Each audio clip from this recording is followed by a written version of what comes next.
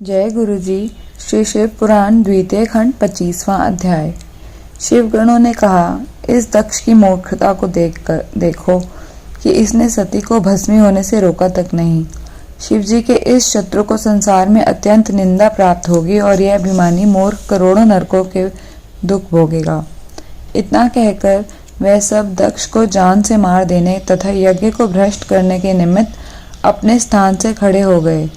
उस समय उनके हृदय की इच्छा को जानकर भृगु ऋषि ने यज्ञ की रक्षा के निमित्त यज्ञ कुंड में एक पवित्र आहुति डाली। उस आहुति के पड़ते ही यज्ञ कुंड द्वारा एक सहस्र अत्यंत बलवान तथा धैर्यवान दैत्यों की उत्पत्ति हुई, जो संसार में ऋभु नाम से प्रसिद्ध हुए। वे महाभयानक स्वरूप धारण किए हुए शिवजी के गणों के समान जा खड़े हुए। उस समय शिवजी ने यह चरित्र किया कि उन्होंने अपने गणों के बल को चुपचाप हर लिया, जिसके कारण वे अत्यंत निर्बल हो गए और भयभीत होकर हाहाकार करने लगे। उनके विलाप को सुनकर वहां उपस्थित अन्य शिवगण भी आश्चर्यचकित रह गए। जब उन सब ने यह देखा कि वे उन दैत्यों से युद्ध करने में अशक्त हैं और सती के वियोग को सहन करने में असमर्थ हैं, तो उन्होंने अपनी स्वामिनी के साथ ही अपने प्राण दे देना ही उचित समझा।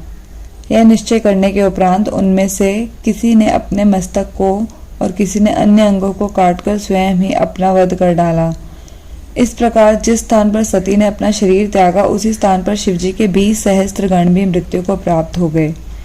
हे नारद, इस दृश्य को देखकर सभा में उपस्थित सभी लोग अत्यंत चिंतित हुए। उस समय मेरा तथा विष्णु के श्वास शीघ्रता पूर्वक चलने लगे। पहले तो सब लोग मौन खड़े रहे, फिर कोई विष्णु की स्तुति करने लगे तो कोई किसी अन्य की प्रार्थना करने में संलग्न हो गया। इस प्रकार संपूर्ण यज्ञशाला में दुख भर गया। प्रसन्नता तथा और आनंद का कोई भी चिन्ह शेष न रहा। अकेले दक्ष की मूर्खता के कारण उस महापाप का भागी सभी को होना पड़ा। तदुपरांत जो थोड़े से शिवगण शेष रह गए, उन्होंने शिवजी के पास पहुंचकर संपूर्ण वृतांत कह सुनाया। वे बोले, हे प्रभु, दक्ष ने सती जी का अत्यंत अपमान किया था। अकेली दक्ष पत्नी ही ऐसी थी जिन्होंने उनका हार्दिक स्वागत किया। अन्य सब लोग तो अंत तक दक्ष के ही साथी बने रहे। अपने गणों द्वारा यह समाचार प्राप्त कर शिवजी अत्यंत क्रुद्ध हुए।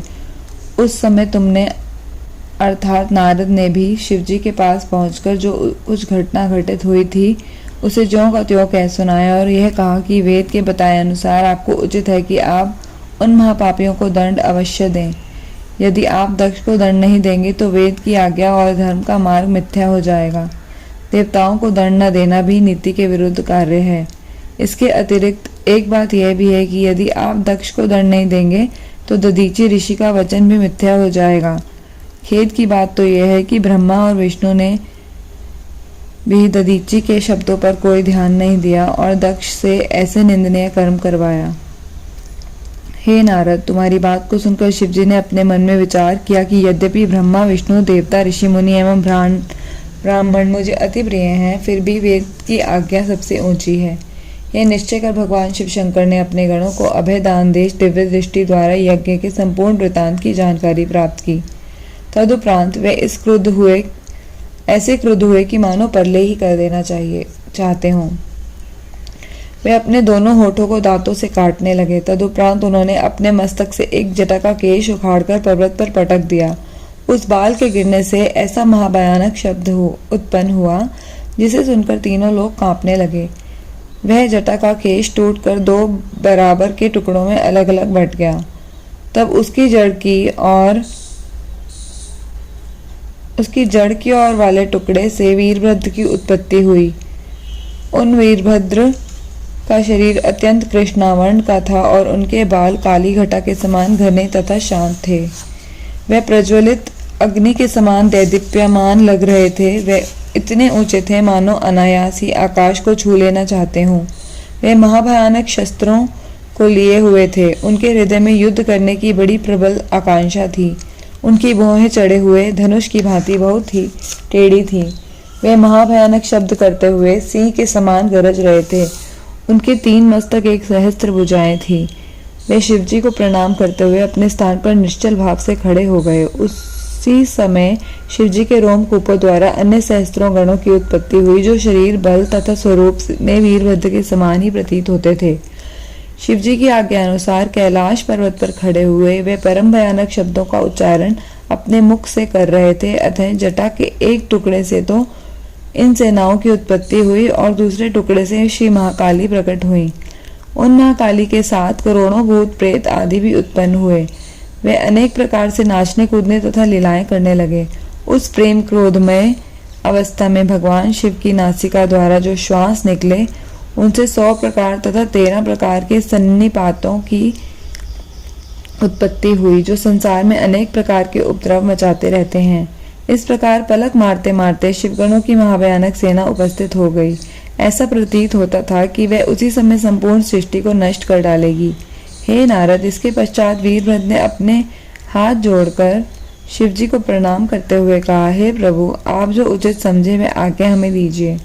यदि किसी ने आपका अपमान किया हो तो वह साक्षात काल ही क्यों न हो, हम उसे भी नष्ट कर डालेंगे। यह सुनकर शिवजी ने कहा, हे वीरभद्र, दक्ष प्रजापति ने अहंकार में भरकर कनखल में एक यज्ञ रचाया। उसने शत्रुता करके हमें यज्ञ का निमंत्रण नहीं दिया। जब सती लोक रीति के अनुसार उसके घर पहुंची तो उसने उन्हें भी कुछ न समझा और बहुत से व्यंग्य वचन कहे। दक्ष के अतिरिक्त अन्य लोगों ने भी, जिसमें दक्ष पत्नी सम्मिलित नहीं है, सती का कोई आदर नहीं किया। हमारे ऐसे अपमान को देखकर सती इस यज्ञ कुंड में जलकर भस्म हो गई, परंतु किसी ने उन्हें रोका तक नहीं। इसके अतिरिक्त हमारे परम भक्त दधीचि ऋषि ने उस सभा को शाप दिया है कि उन लोगों को शिवजी का अपमान करने का फल अवश्य मिलेगा। अतः तुम लोग दक्ष के यज्ञ में जाकर उसे भ्रष्ट कर डालो और हमारा अपमान करने वाले दक्ष का मस्तक काट डालो। दुर्वासा, कौशिक, मार्कण्डेय, कंभु, उपमन्यु, इंद्र, गौतम, पुलह, पुलस्त्य, कौशिक, मार्कण्डेय, बृहस्पति तथा सनकादिक चारों भाई भी जो मेरे परम भक्त हैं, वे सब भी निराश होकर यज्ञशाला से उठकर चले गए हैं और ये शाप दे गए हैं कि ये यज्ञ नष्ट हो जाएगा। अतः मैं अपने उन भक्तों का वचन सत्य करने के हेतु तुम्हें यह आज्ञा देता हूँ कि तुम गणों को साथ ले निर्भय होकर दक्ष के यज्ञ में जा पहुंचो और किसी प्रकार का कुछ भी विचार न करते हुए जिसको जो उचित हो वह दंड दो। शिवजी की इस आज्ञा को सुनकर वीरभद्र ने अत्यंत प्रसन्न हो महाभयानक स्वर में गर्जना की। तदुपरांत उन्होंने शिवजी की परिक्रमा एवं स्त्रोतों द्वारा स्तुति की।